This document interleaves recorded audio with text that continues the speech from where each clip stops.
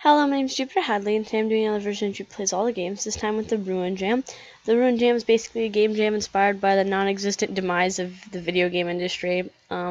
Since recent events have taken place, a lot of people are like, the video game industry is going to be ruined, it's in its demise, blah blah blah, but clearly it's really not. Have you seen how many video games were just made for the Ludum Dare? I mean, really now.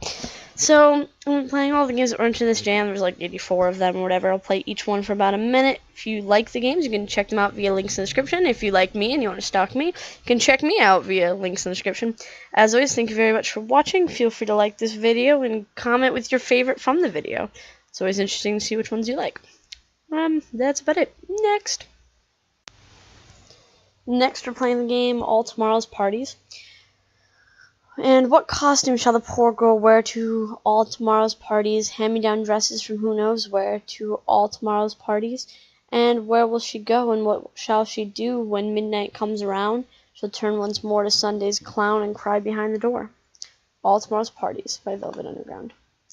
I'm standing in front of my parents' full-body mirror, looking at myself in a skirt and a blouse. If you look at me from behind, so you just see my clothing and my hair, which have grown out to my shoulders, you might mistake me for a woman. Maybe. In fact, even with just my long hair, I've sometimes gotten "Excuse me, miss," while working my after-school job at Kmart. It's a pretty conservative small town where most men walk around with football buzz cuts and most women never let their hair get much shorter than shoulder length. So from behind, at a distance, people sometimes read me as woman, briefly, like for a second. Well, as soon as they see my face, it's clear.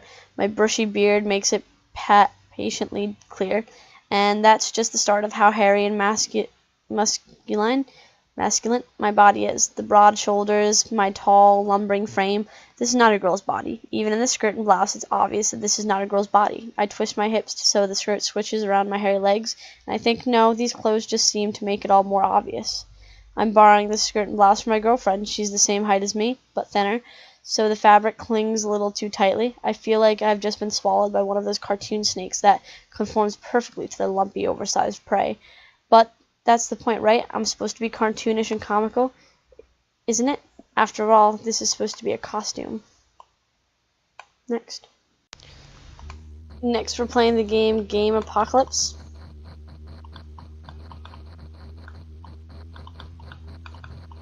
I don't know what I'm doing.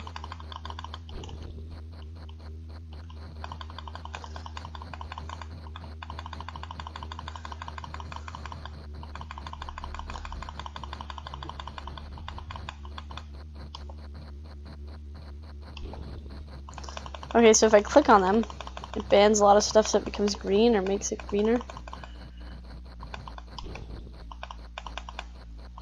So am I supposed to not let the red guys get to the green guys? Interesting.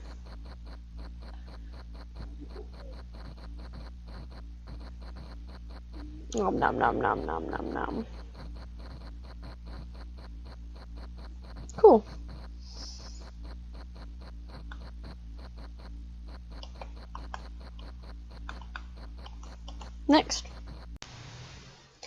Next, we're playing the game Your Actions Do Not Affect the Ending.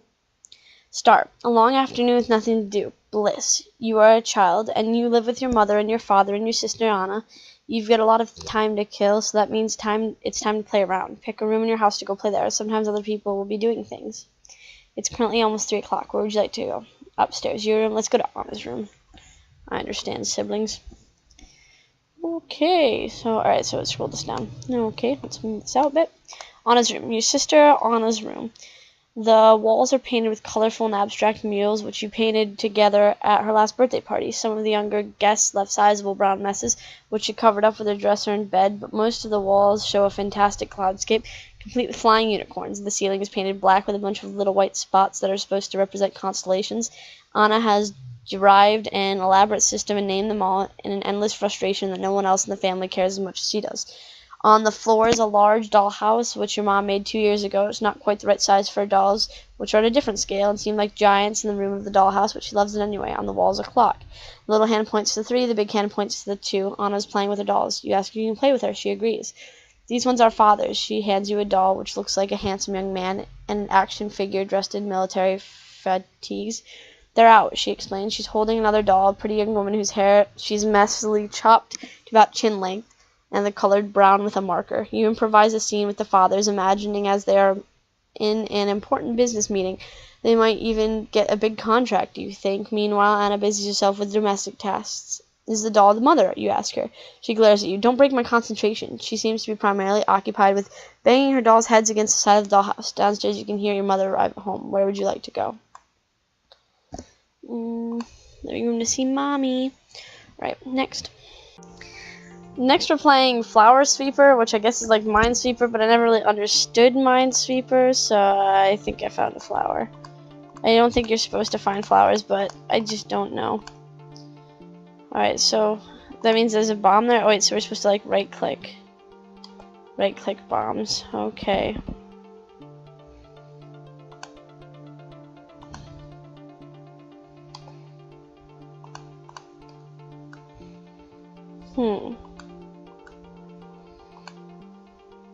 I don't really understand this Minesweeper.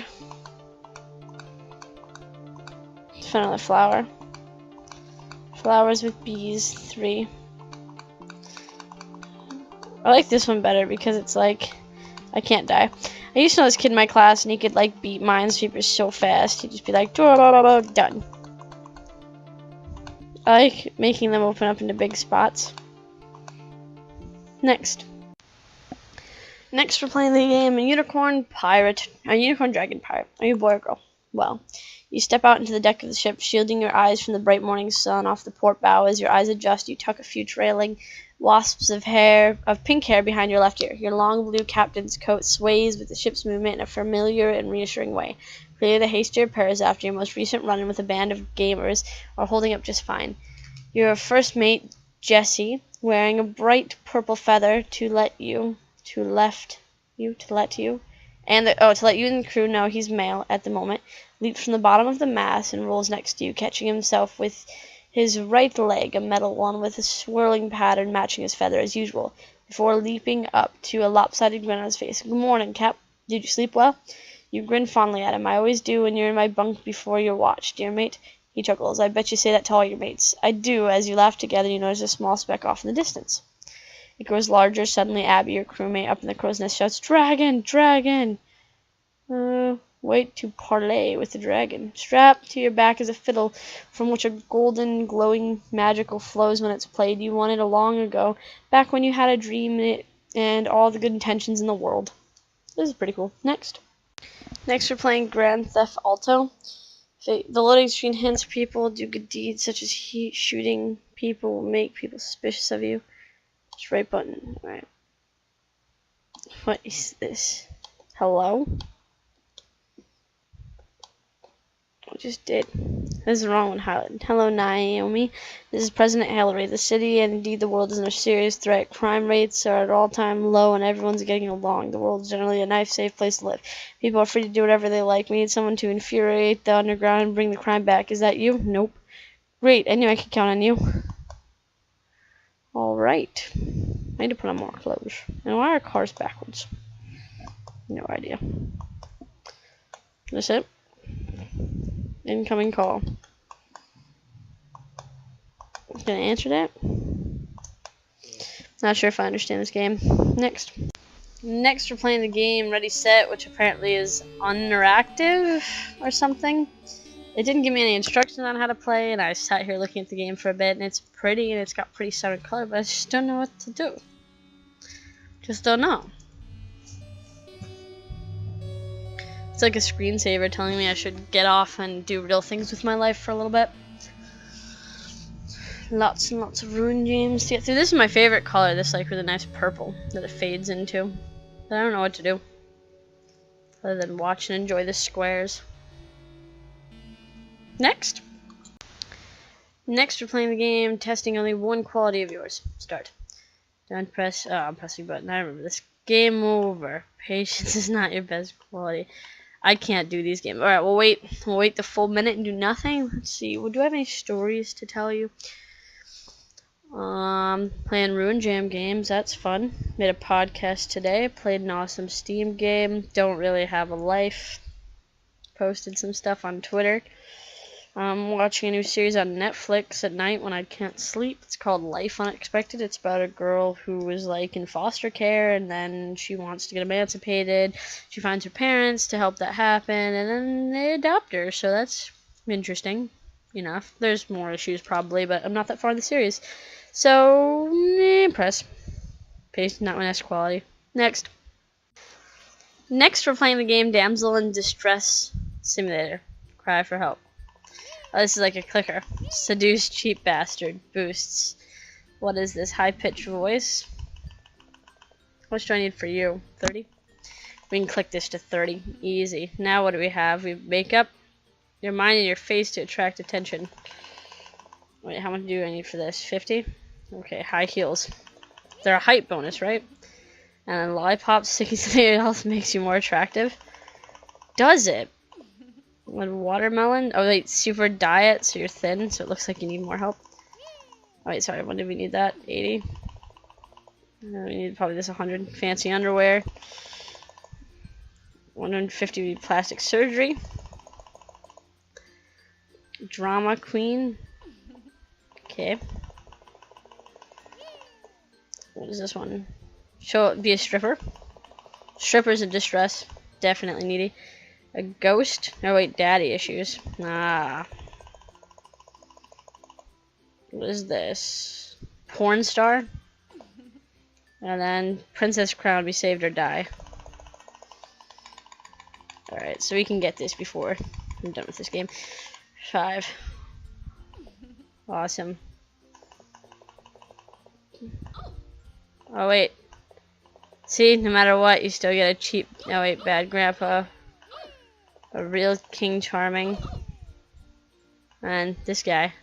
I quickly went through all of those, but yeah. Next.